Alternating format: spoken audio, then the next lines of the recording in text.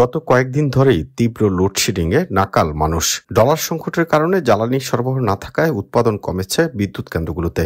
একই সাথে জ্বালানির আমদানি নির্ভর এই খাতে বেসরকারি বিদ্যুৎ কেন্দ্রগুলোর কাছে সরকারের বকেও বাড়ছে। ফলে চাহিদা মতো বিদ্যুৎ উৎপাদন হচ্ছে না। দেশের বর্তমান উৎপাদন সক্ষমতা প্রায় ২৭,০০০ মেগাওয়াটের বেশি হলেও চাহিদা ১৬,০০০ মেগাওয়াটের কম। শেখ হাসিনা সরকার গত ১৫ বছর দেশে একের পর এক বিদ্যুৎ কেন্দ্র নির্মাণ করেছে। জ্বালানি সরবরাহ নিশ্চিত না করে অপরিকল্পিতভাবে এসব বিদ্যুৎ কেন্দ্র নির্মাণ করা হয়েছে বলে অভিযোগ। অনেক ক্ষেত্রে চাহিদাও বিবেচনা নেওয়া হয়নি। জ্বালানি বিশেষজ্ঞরা বলছেন, শেখ হাসিনা সরকার অর্থনৈতিক যে বিপর্যয় রেখে গেছে তারই ফলশ্রুতিতে এই পুরো খাত মারাত্মক ঝুঁকির মধ্যে পড়ে গেছে। ফলে অন্তর্বর্তী সরকারকে অগ্রাধিকার ভিত্তিতে এই খাতে অর্থ বরাদ্দ করতে হবে।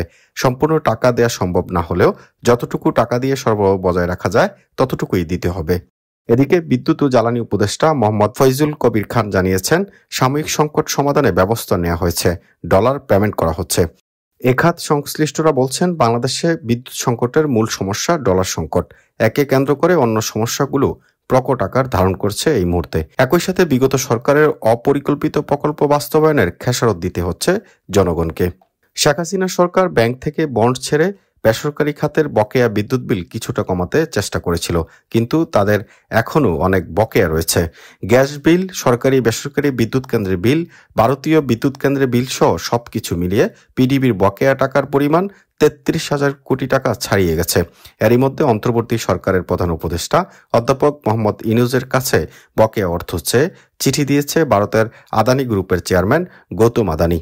ক্যাবের জ্বালানি উপদেষ্টা শামসুল আলম বলেন, এখন অন্যতম প্রধান সমস্যাই অর্থ সংকট। তাই অন্য খাতে কমিয়ে এখানে গ্যাস সরবরাহ বাড়াতে হবে, তেল চালিত কেন্দ্রগুলো বেশি চালাতে হবে, ডলার জোগাড় করে বিদ্যুৎ উৎপাদন বাড়াতে হবে, ১৫% উৎপাদন বাড়ানোর জন্য গ্যাস রেশনিং করতে হবে।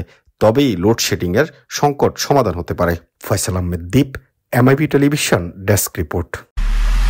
এমআইবি সংবাদ ও সংবাদ সংশ্লিষ্ট অনুষ্ঠান দেখতে ভিজিট করুন www.mibtelevision.tv ও facebook.com/mibtelevision.tv এবং সাবস্ক্রাইব করুন youtube.com/mibtelevision এ।